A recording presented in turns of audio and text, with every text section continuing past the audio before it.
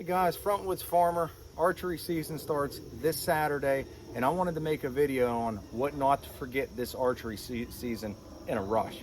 Now I know everybody that this isn't going to really apply for those guys that are hunting 10,000 acre ranches, 1,000 acre farms, and the neighbor got 500 and this thing. This is for, you suburban guys, you guys that like the country and doing things like this, and you guys only have a 10 or 20 or 50 acre parcel that you hunt on, maybe even more, maybe less. I don't know. But I want to do this short video. That way you guys know what not to forget and some quick tips and even a refresher course for you veteran hunters. All right, what do you notice with Miss Fancy over here? Well, she's bouncing around in them leaves. Remember, this is our trail we're going to be walking in. So the first thing we're going to do is we're going to actually clear some of these leaves off the trail so we're not sneaking in the morning. Because that's not really sneaking. I forgot to tell you guys, if you're not subscribed to the channel, please hit the subscribe button and the bell notification. That way you get all my new videos and see what's happening on the Frontwoods Farmer channel.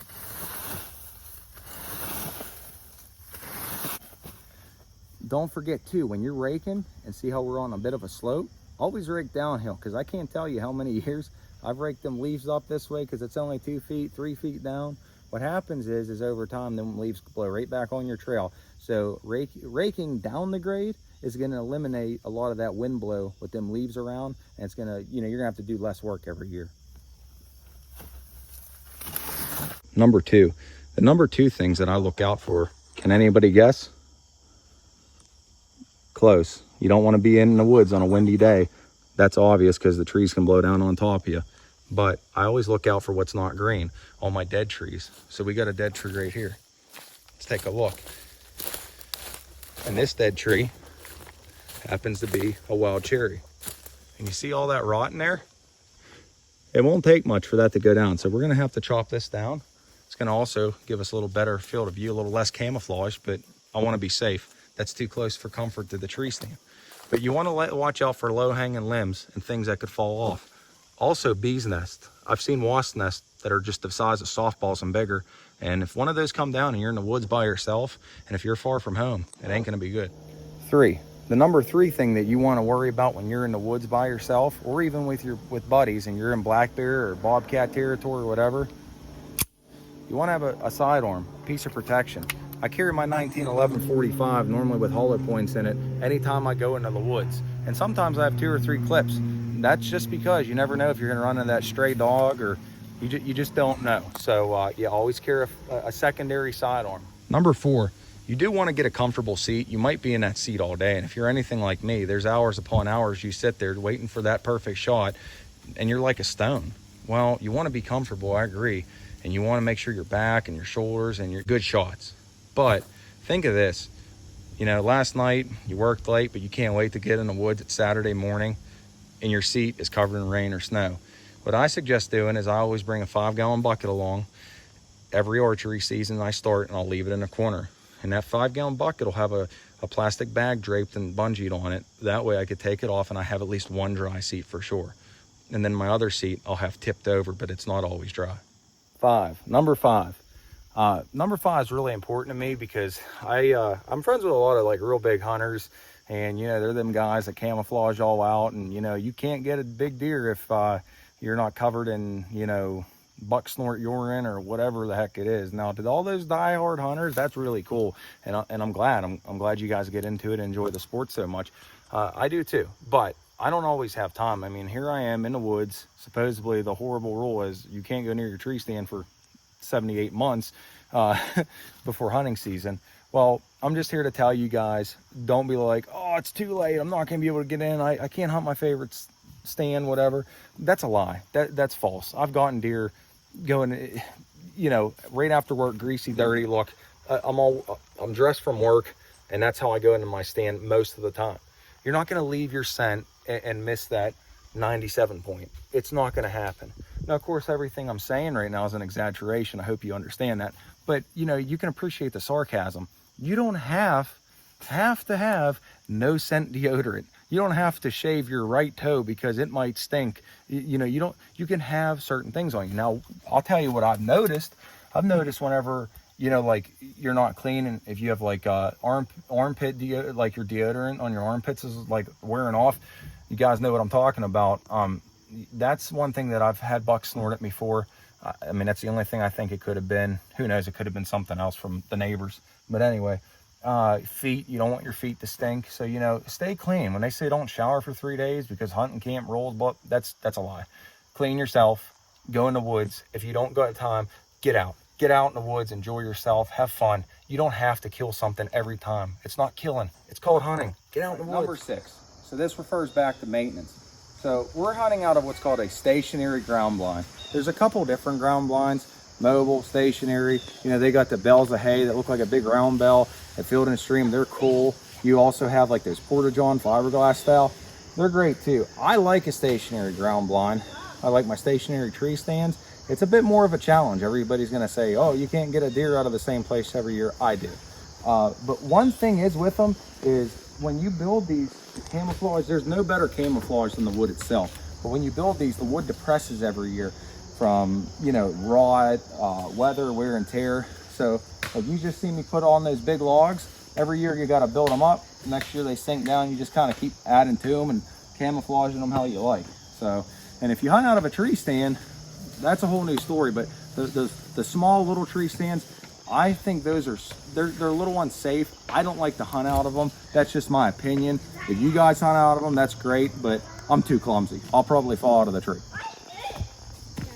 One thing I'm always late in is the trail cams. You should have them set up, but it's never too late. So if you do have that kind of technology, and I actually did a spy point comparison to another name brand camera, so check out the channel. It's listed in my videos. So, but anyway, if you got them, put them in. It's not too late. So this is what we would go with, the Spy Point Link Evo. Also, and if you don't have cameras, you don't need all that fancy technology. I mean, I know all the big game hunters and things like that have it, but you know, 30, 50, 60 years ago, I think there was deer still killed without game cameras. You can see we got a nice clear path going in as we walk to our ground blind. This comes up like this. And notice we're not making nearly the noise that we were making. We could sneak in here. We built it up a little. We got great views. If you see a nice buck down there, he can barely see you. So that's what you want to do. It's not killing, it's hunting. So you're just bettering your odds.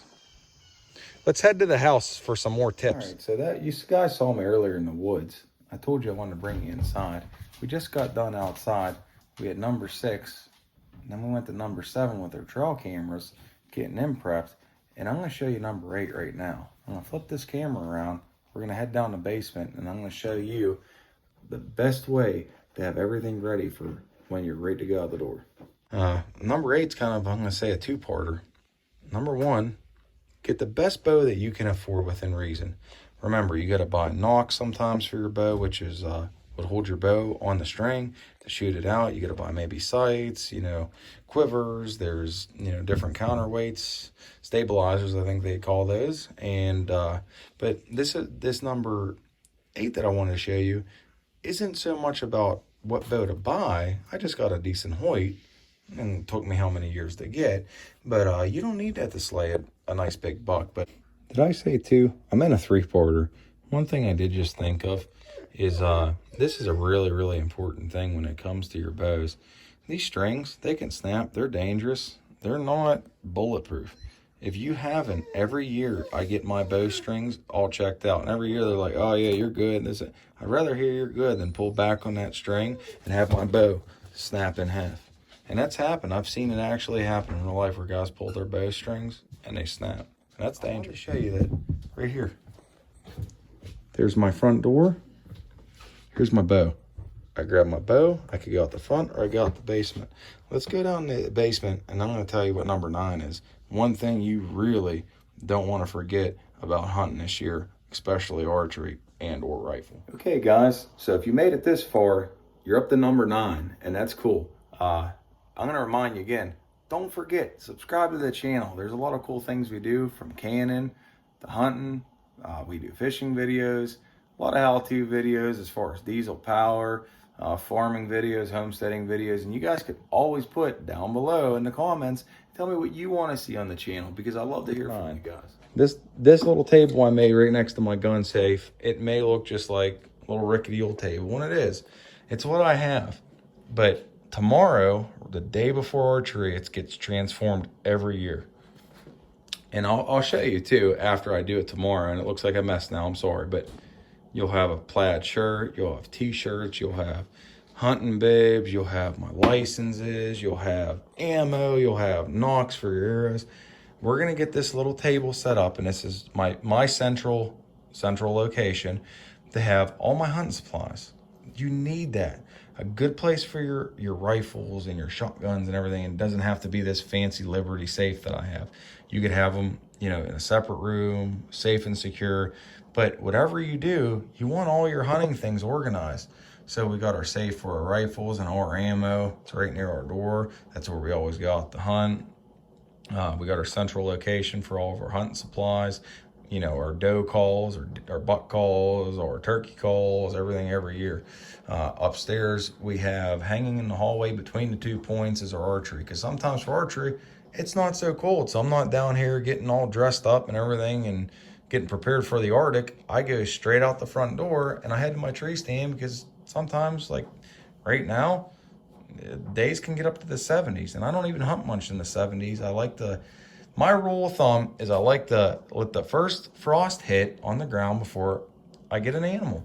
And I do that because of worms and things like that, all these diseases they're carrying now. And it's an old school thing, The rule of thumb is, hey, first frost kills all the bugs and this and that, poison ivy, which it don't. I have poison ivy on my arm right now, but it's what I like to live by. But I'm pretty excited. We've been seeing a few big bucks around, and we're gonna give her a try on Saturday and only shoot a buck if we see one. So I think I bored you guys enough with all my tips and secrets and tricks to go hunting, and I'm sure I'm missing a few. A lot of you big expert hunter guys, constructive criticism's always welcome on the site. Throw it down below in the comments.